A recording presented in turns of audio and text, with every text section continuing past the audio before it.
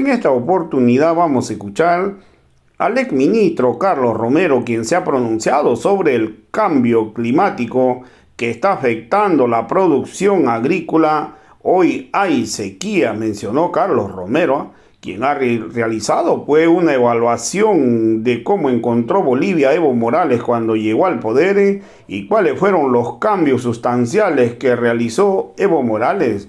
Carlos Romero denunció que hoy se ha duplicado la importación de combustible. Ese es un tema que hay que investigar. La verdad, esta denuncia que hace Carlos Romero, si se ha duplicado la importación, uno se pregunta, ¿acaso se habrá duplicado el parque automotor? ¿Se habrá duplicado la producción en Bolivia para que haya tanto consumo de combustible? ¿Por qué se está gastando tanto dinero? Este es un tema que tiene que responder el gobierno. También mencionó Carlos Romero que hoy habría combustible subsidiado de Bolivia, quien estaría llegando hacia el Perú. También mencionó que las reservas internacionales han caído en Bolivia. Han caído las reservas, pues, en un 70%. Vamos a escuchar pasajes de estos análisis. 50 años, 40 años en la vida de un país son unas cuantas jornadas. En cambio, para la vida de las personas es largo, ¿no? Entonces, en ese periodo relativamente largo, todavía tienen que pasar muchas jornadas para que nosotros, como humanidad, modifiquemos sustantivamente la matriz energética. Pero ¿cuál es el problema de los combustibles convencionales? Primero que son no renovables. Bueno, formalmente son no renovables. Se renuevan, ¿no? Pero en millones de años. Entonces, son no renovables, se agotan, tienen un carácter finito. Y en segundo lugar, son energías muy contaminantes del medio ambiente. A propósito del medio ambiente, el cambio climático, la crisis climática ha determinado, por ejemplo, que en este momento el 20% de la superficie agrícola del planeta se haya desertificado. Es decir, una quinta parte de tierras cultivables del planeta se han perdido, se han convertido en desiertos por el fenómeno del calentamiento global. ¿Y cuál es el factor que preferentemente incide en el calentamiento global? Precisamente la energía convencional. Pero bueno, el tema energético es clave, porque sin energía un país se pararía, ¿no? No habría luz, no habría vehículos, no habría industria, es decir, el país prácticamente colapsaría sin energía. Entonces la energía es un factor fundamental para proyectar cualquier política de desarrollo, de reproducción de las condiciones de vida material y de proyección de nuevos retos para la vida colectiva de una sociedad. En el caso de Bolivia, nosotros resulta que heredamos políticas entreguistas, privatizadoras, antipatria, que había tomado el neoliberalismo fundamentalmente en la época de Sánchez de Lozada. Recordaremos nosotros su famoso triángulo energético, ¿no es cierto? Habían decidido privatizar, ellos le llamaban capitalizar, yacimientos petrolíferos fiscales bolivianos, lo entregaron por la suma irrisoria de 800 millones de dólares, siendo que su patrimonio eran los campos petroleros de San Alberto, Margarita fundamentalmente, que como veremos más adelante representaban una producción de miles de millones de dólares, ¿no? Entonces eso lo habíamos privatizado y resulta de que las utilidades obtenidas de esos campos por parte de las empresas transnacionales que se adjudicaron la capitalización, apenas al Estado boliviano le reportaban el 18% del total y el 82% beneficiaba a las empresas. Para que tengamos nosotros una idea gráfica, el año 2004, por ejemplo, el presidente en ese momento, Carlos Mesa, fines de año, dice, me están pidiendo demandas salariales, demandas sociales, no hay plata, ¿no? Es decir, tenemos que pagar los sueldos apelando a la limosna externa y algo más, dice, el país está quebrado. ¿no? Y claro, en ese momento nosotros analizamos la estructura del presupuesto del año 2005, la que habían presentado como parte de la ley financiera que quería el presidente Mesa que se apruebe. Y resulta, Ramiro, que de toda esa estructura de presupuesto, eh, del presupuesto agregado, resulta que los ingresos provenientes de las empresas capitalizadas, Yacimientos, Ende, Entel, Yoy Aéreo, el complejo metalúrgico Vinto, etcétera, resulta que todos los ingresos fiscales que aportaban las empresas extranjeras apenas cubrían el 11% del presupuesto. Y el presupuesto eh, del país en ese momento era casi la cuarta parte de lo que es hoy día, ¿no? Eh, de tal modo que los ingresos de nuestros estrategias económicos realmente eran esmirriados, ¿no? Por eso vivíamos en condiciones de pobreza, analfabetismo, etc. Eh, Ahora bien, dicen los neoliberales, pero el proceso de cambio solo ha venido de los descubrimientos de los hidrocarburos que había hecho Yacimientos en épocas anteriores y de la exportación a través de los ductos que nosotros hemos construido. Y más bien lo que han hecho es derrochar la plata. Claro, en el triángulo energético habían privatizado los hidrocarburos, entonces la plata se la llevaban las empresas extranjeras. Por eso don Pablo Ramos dijo en un libro, dijo, se está extranjerizando el excedente económico. Eh, Cuando escribió su Neoliberalismo en Acción. Eh, Entre paréntesis, lamento que el ministro de Economía no haya sido Pablo Ramos en realidad. Eh, Resulta que, Ramiro, el segundo componente del triángulo energético era el ducto al Brasil, pero el ducto al Brasil como principal mercado externo. Pero el ducto a Brasil lo habían entregado en control monopólico a Petrobras. No, el Estado boliviano no tenía ningún control de la comercialización. Y la tercera pata del triángulo energético fue la ley de hidrocarburos, a través de la cual pasaba en propiedad, pasaban los recursos hidrocarburíferos a las empresas transnacionales, una vez que el recurso era extraído del subsuelo hacia boca de pozo. Desde boca de pozo pasaba a propiedad del extractor, ¿no? Entonces, en ese momento nosotros teníamos una producción en volumen que es menos todavía de lo que estamos produciendo ahora, Ramiro. Es decir, en la década de los 90, los primeros años de la década de los 2000, se producía y exportaba 32 metros cúbicos de gas por día.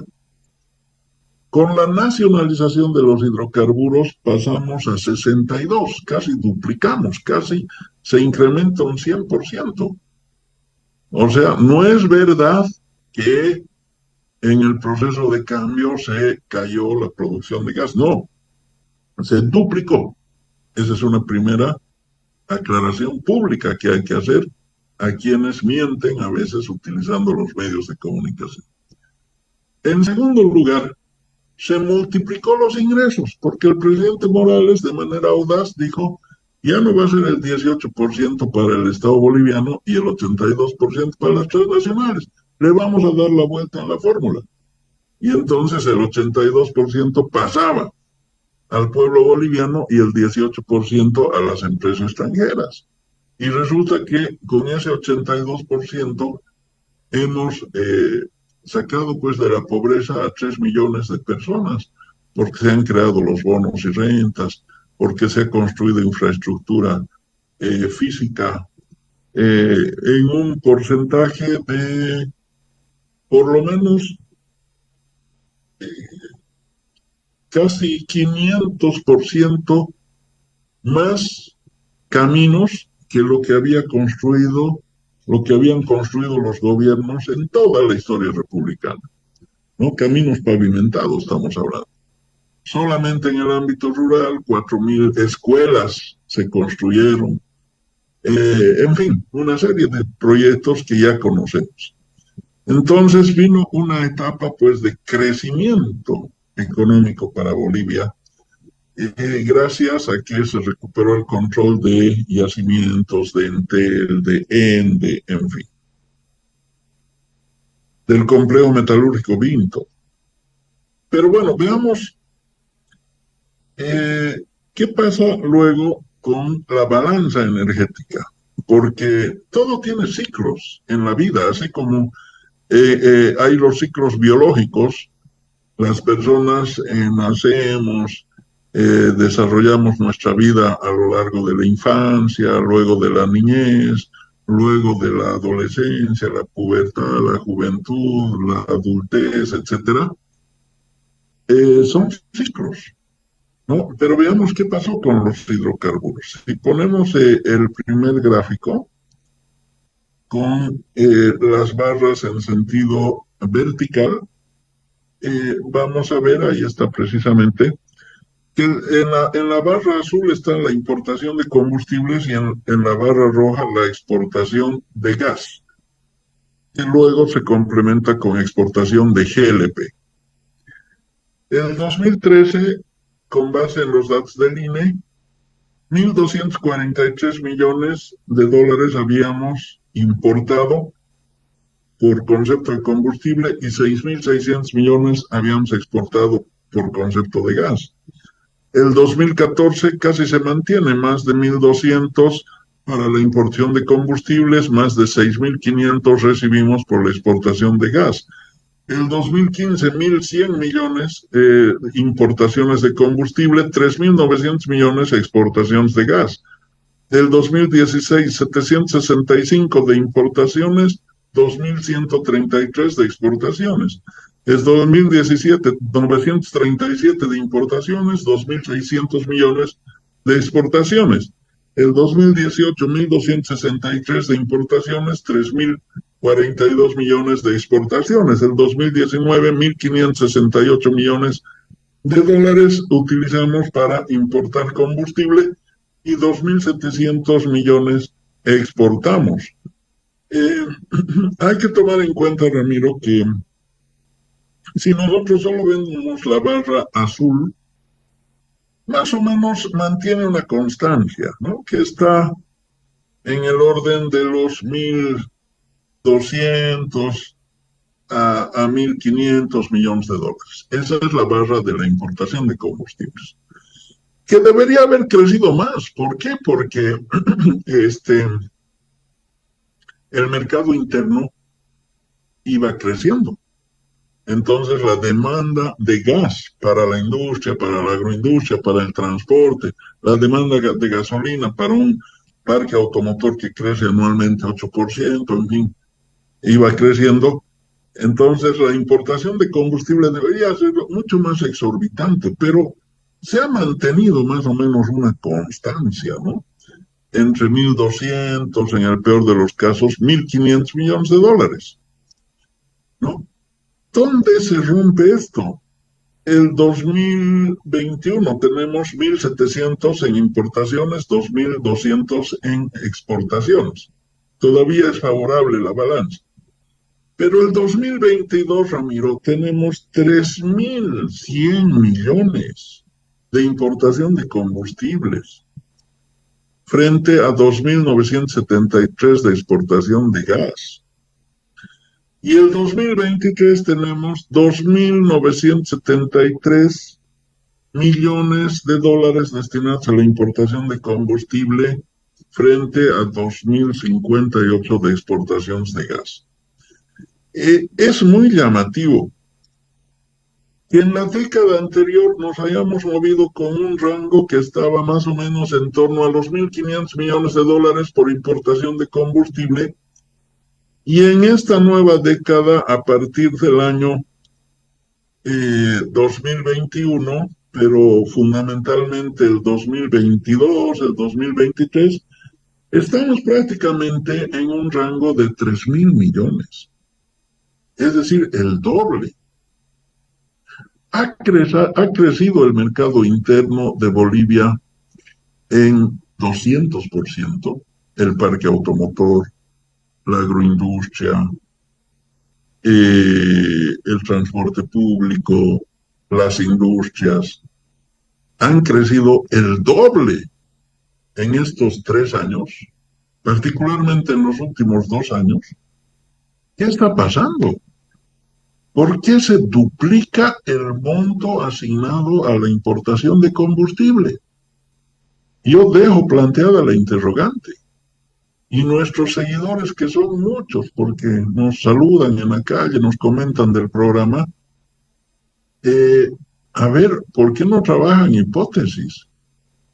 ¿Cómo se explica que se ha duplicado el monto asignado para la importación de combustibles? Claro, en la década anterior, en la época de Evo Morales, se adoptaron también algunas medidas para estabilizar y contener la demanda de energía, de energéticos en el mercado interno. Por eso se aprobó, por ejemplo, lo del etanol, la mezcla de etanol, hasta 10%. Pero también se instalaron las plantas separadoras de líquidos, la de Yacuiba y la de Río Grande, en Tarija y en Santa Cruz respectivamente. Y esas plantas separadoras de líquidos permiten la producción de gasolina blanca. Pero ahora resulta, Ramiro, que ya no están funcionando, por lo menos en su plenitud. Y más bien estamos nosotros exportando la gasolina blanca, nos la separan en Argentina y nos las vuelven a vender, ¿no? Entonces, hay problemas de gestión, los hay. Esto no es político, no es para que mañana salgan a decir vista, no. Estamos viendo objetivamente un problema de gestión. ¿Por qué se ha duplicado? Dirán, no, porque el conflicto Rusia-Ucrania ha incrementado los precios del combustible, pero Ramiro, nosotros hemos visto el comportamiento de los precios, que sí es volátil. Está indexado el diésel y la gasolina al precio del barril de petróleo. El precio por el que nosotros nos regimos es el de Texas, no es el Trent. Pero en todo caso, el barril de petróleo en el peor momento de la crisis de Europa del Este, evidentemente llegó a un ajuste de 108%. Pero eso ha ajustado también el precio del gas. Es decir, por eso hemos obtenido también mayores ingresos de gas, ¿no es cierto? Sin embargo, la balanza se ha hecho desfavorable desde el año 2022, la balanza energética. Es decir, gastamos más plata importando combustible que lo que obtenemos vendiendo gas. A esto se ha sumado indudablemente la caída de los volúmenes de gas, porque era 62 millones de metros cúbicos en la época de Evo Morales, cayó evidentemente a 47, pero en la presente década y en los últimos 2 años particularmente ha caído a 37 el año pasado y este año se proyecta 32, ¿no? Entonces el volumen de gas está volviendo a la época de los tiempos neoliberales. Entonces, obviamente, si el tema energético es tan complejo, se requieren medidas. El gobierno ha dicho con los empresarios, vamos a hacer una subasta, se van a hacer importaciones al mayorista y ese mayorista va a subastar el diésel, ¿no? Y entonces se van a tener que presentar los demandantes de diésel y pujar en un remate. El que paga más se va a llevar el diésel, ¿no? Prácticamente ahí entraríamos en una lógica de mercado. Ahí la duda es qué va a pasar con los pequeños. Esa es la duda, ¿no? Porque los grandes obviamente van a concurrir a la puja y se van a llevar los mayores volúmenes, tienen mayores capacidades. Pero el tema es los pequeños. Probablemente Yacimientos siga siendo el abastecedor monopólico de los pequeños. Bueno, por lo menos se estaría rompiendo el monopolio de Yacimientos. Y ya es algo, porque resulta que el monopolio de Yacimientos en los últimos años ha llevado a márgenes de corrupción muy graves y a un descontrol del contrabando de combustible.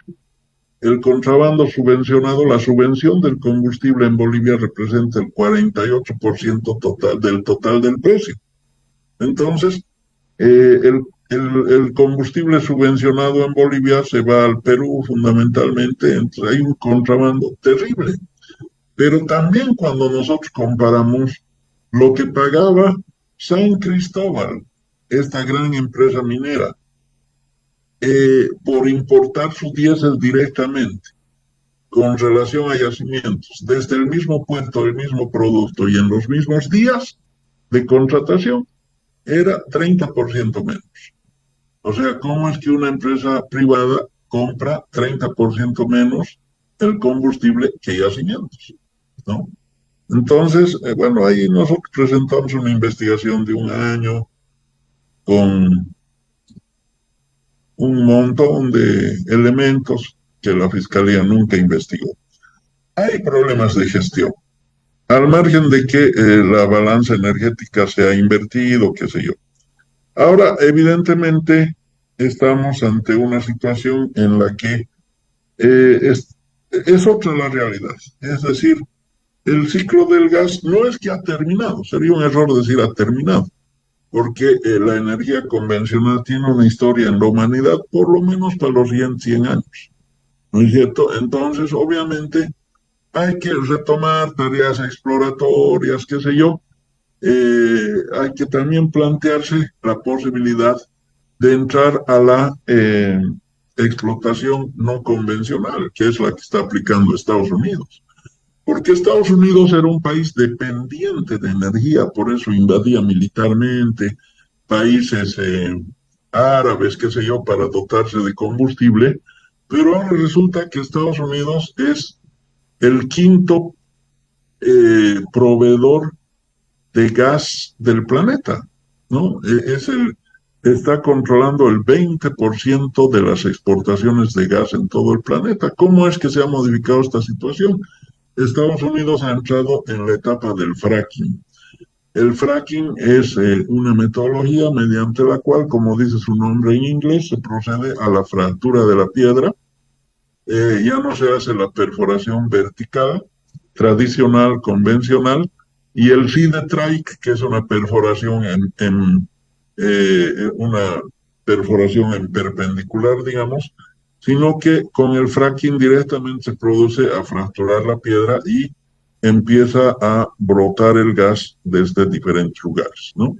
Entonces, obviamente tendríamos ya que en Yacimientos tener estudios de la aplicabilidad del fracking en Bolivia.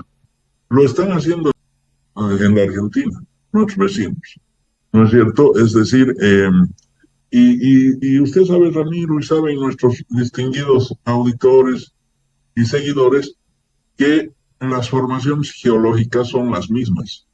O sea, una formación geológica no está circunscrita a las fronteras de los países. La formación geológica del gas boliviano es la que llega a Vaca Muerta. Y en el lado peruano también sigue esa misma dirección, ¿no es cierto? Entonces, obviamente que en Argentina ya lo están haciendo exitosamente y por eso ya van a prescindir del gas boliviano. Entonces, nosotros ya deberíamos tener a estas alturas una investigación científica acerca de la producción no convencional en Bolivia, porque la producción no convencional a través de estos nuevos procedimientos tecnológicos ahorra décadas de exploración. ¿no? Décadas de sísmica. Pero al margen de eso, urge retomar lo que en la agenda patriótica se venía proyectando y lo que se venía haciendo en los 14 años. Los proyectos de hidroeléctricos, las plantas de energía térmica y los varios proyectos de energía alternativa. Eso hay que hacerlo de manera absolutamente urgente, ¿no?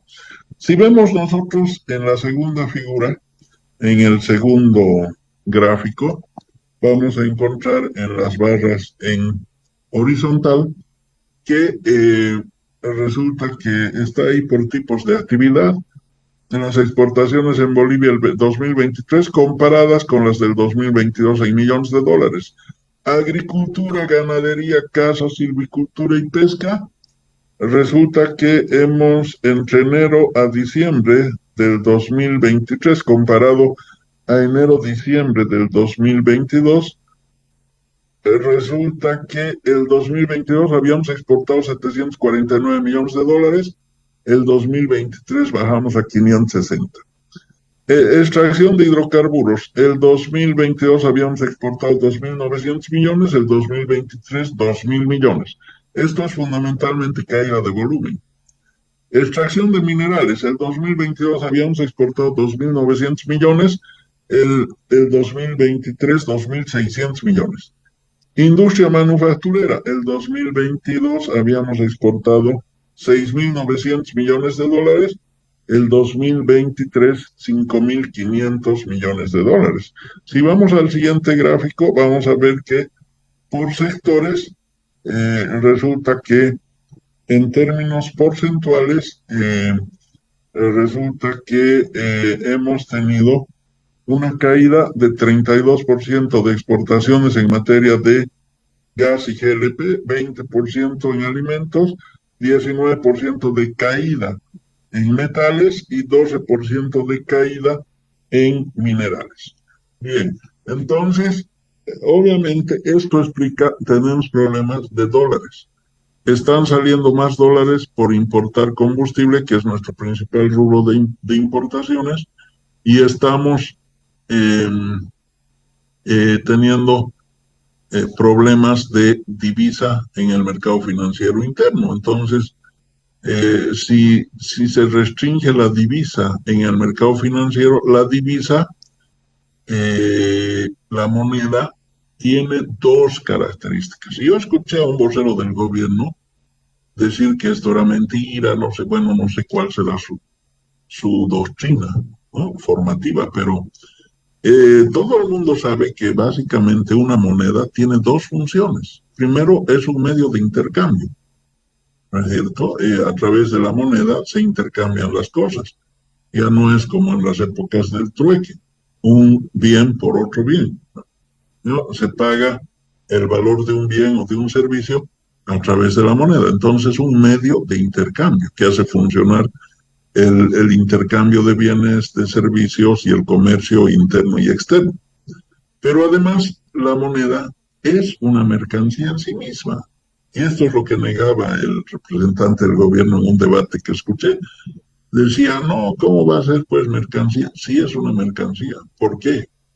Porque si hay hartos dólares en el mercado financiero, el dólar baja, porque hay más oferta. Pero si escasean los dólares, el dólar sube, porque hay menos oferta y va incrementando la demanda. ¿No es cierto? Entonces, si salen muchos dólares por importar combustible y entran menos dólares porque está cayendo la venta de gas, el volumen de exportaciones de gas, eso te repercute en un problema de disposición de dólares, pero además te repercute en un problema de falta de combustible, porque el Estado no tiene dólares para comprar regularmente los combustibles. Tiene deudas con sus brokers, con sus intermediarios de la importación, pero aparte no tiene dólares para pagar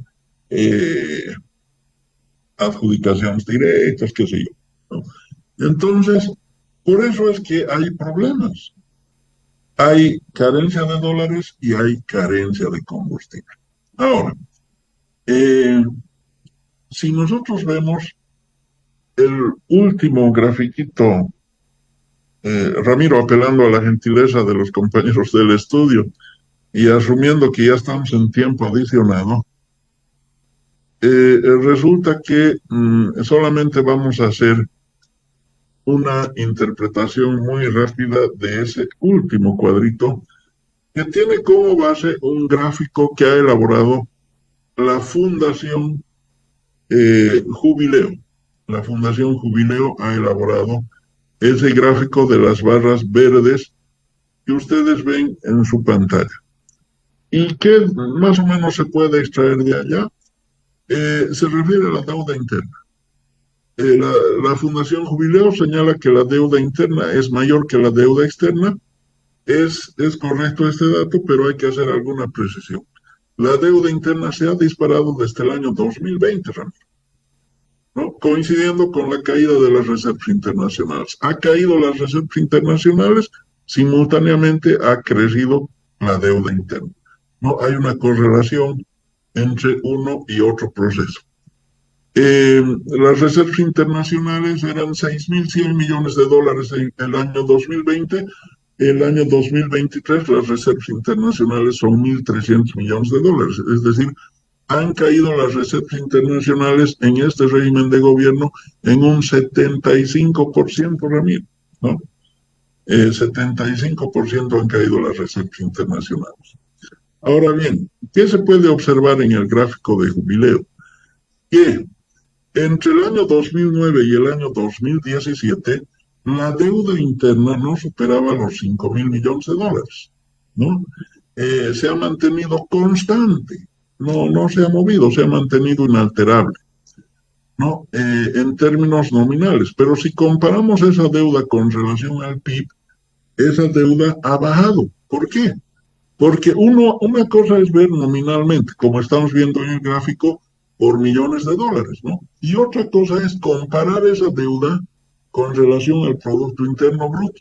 Como el Producto Interno Bruto en la época de Evo Morales se ha incrementado en 8 veces, entonces obviamente la deuda interna había caído también de manera muy significativa. Bien, yo quiero terminar con lo siguiente, Ramiro.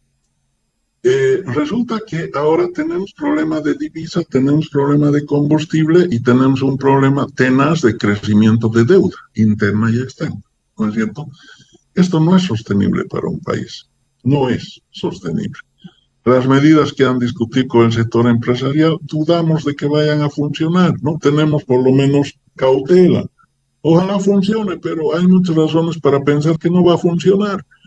No, esto de las subastas eh, podría ayudar a disminuir los montos que se destinan a la subvención, porque prácticamente se está eliminando la subvención en el sector agrícola. No, hay que ser claros. Es decir, desde el momento que se establece un mecanismo de remate de subasta, donde el mejor postor se va a llevar el producto, entonces ya se ha eliminado la subvención. Bien, ahora, eso técnicamente, ¿cómo lo habrá visto el sector agropecuario? Ojalá que no nos diga que hay que hacer ajuste de precios en los alimentos, ¿no? Hay que ver todavía la situación de los pequeños. El tema de los CDIs, que el gobierno va a obtener los dólares de los exportadores porque le van a devolver los certificados del IVA, que tiene una alícuota de 13%. A los exportadores que lleven sus CDI, sus certificados de exportación, les va a devolver el 13% del IVA y ellos van a entregar sus dólares.